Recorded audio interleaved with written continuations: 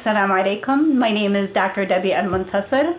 I am honored and privileged this evening to be with Representative Ilhan Omar, who is joining me here today for an interview. Welcome, Representative Ilhan Omar. Thank you for having me.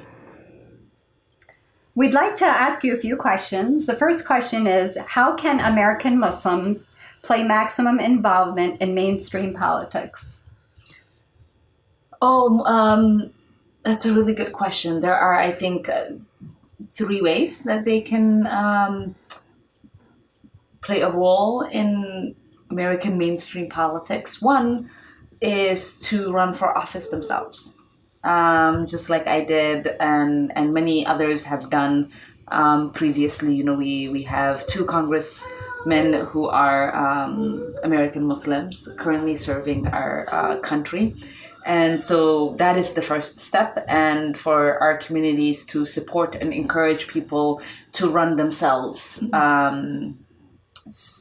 Second one is for us to take part in other people's campaigns, to get civically engaged, not only in voting, but in supporting candidates who are willing to support, stand up,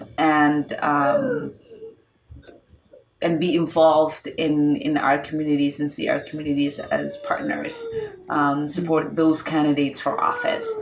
And the third way that we can get involved is by voting ourselves, and making sure that we are heard on the ballot box. Elections have consequences, and when we don't show up and we don't vote in huge numbers, we can't complain and we can't say, no, you know, there aren't people that are fulfilling our causes because we are not seen in the numbers of people who came out and those who voted.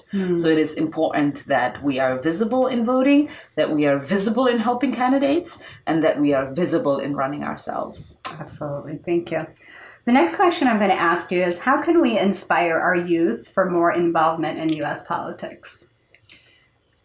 You know, I got inspired by my grandfather and his excitement for our democracy and our representative democracy and our reflective democracy, and making sure that we had our voices present at the table.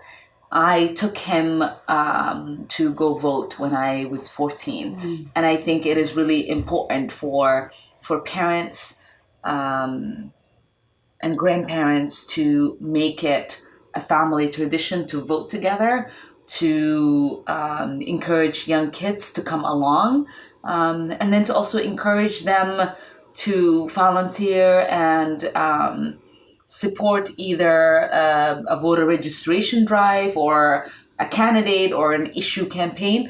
Make sure that they are civically participating in making their society better. Absolutely. What advice would you have for Muslim Americans during the Trump administration next 4 years? My advice, my plea, my ask of them is to make sure that they understand, as rightful citizens of this land, that they have every right that is afforded to everyone who lives in this country. And they should not sit on the sidelines and have people have a conversation about them, find solutions for them, fight on behalf of them, that they should be the ones that are voicing their opinions. They should be the ones that are fighting in the front lines. They should be the ones that are producing the solutions to their problems. They should be the ones that are leading the resistance along with our allies in defeating this particular hateful, divisive rhetoric that's coming from the Trump administration, and making sure that we are no longer willing to be afraid.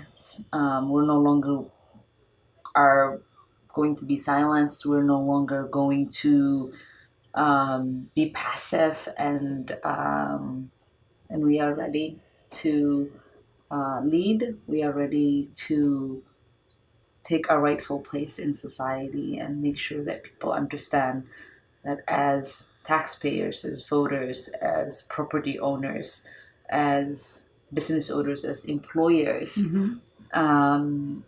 people who have immensely contributed to this country, that we are no longer going to be treated as second-class citizens, and that we are going to speak up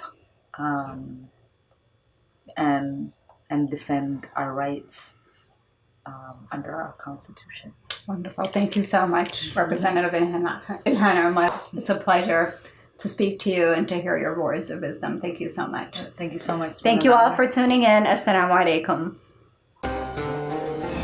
ITV, Call of Peace, Save Humanity.